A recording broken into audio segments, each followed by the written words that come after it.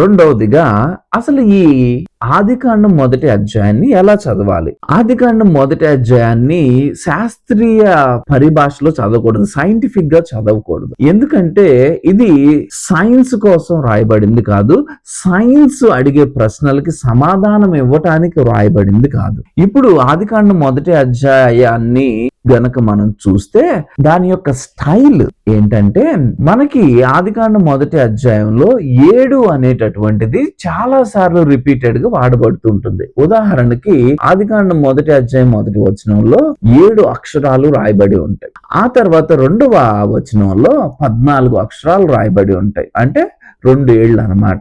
ఆ తర్వాత దేవుడు అనేటటువంటి పదం 35 సార్లు రాయబడి ఉంది, అంటే 5 × 7 అన్నమాట.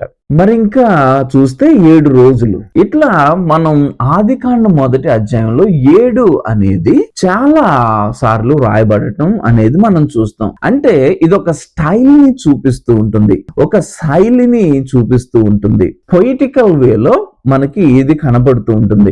అయితే పొయిటరీలో ఉండాల్సిన ఒక లక్షణం ఏంటంటే ప్యారలలిజం. అయితే ఈ ఆదికాండం మొదటి అధ్యాయంలో ప్యారలలిజం అనేది మిస్ అవుతూ ఉంటుంది. ఏంటి ఆ ప్యారలలిజం అంటే, 2 సెంటెన్సెస్ ఉంటాయి, 2 సెంటెన్సెస్ కూడా ఒకే దాని గురించి మాట్లాడుతూ ఉంటాయి. ఉదాహరణకి 19వ కీర్తన మొదటి అధ్యాయం చూస్తే, ఆకాశములు దేవుని మహిమను వివరించుచున్నవి, అంతరిక్షములు ఆయన చేతి పనిని ప్రచురపరచుచున్నవి అనేటటువంటి మాటను మనం చూస్తాం. ఇక్కడ 2 సెంటెన్సెస్ ని మనం చూస్తూ ఉన్నాం.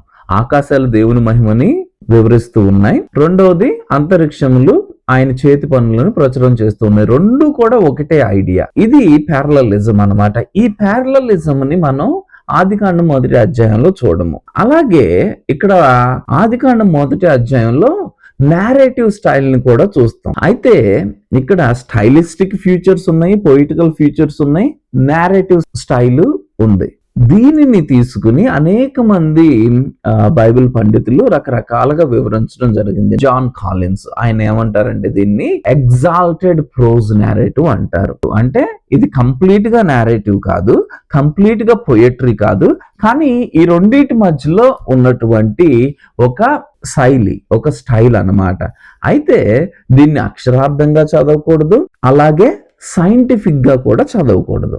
మీరు ఏ విధంగా చదువుతున్నారు? ఆదికాండం మొదటి అధ్యాయాన్ని సైంటిఫిక్ గా చదువుతున్నారా? అయితే మీరు పప్పులో కాలేసినట్లే. మనం బైబిల్ ని ఆథర్ ఎవరైతే రాశారో ఆయన యొక్క ఉద్దేశాన్ని మనం దృష్టిలో ఉంచుకుని చదవటం నేర్చుకుందాం. దేవుడు మిమ్మల్ని దీవించును గాక.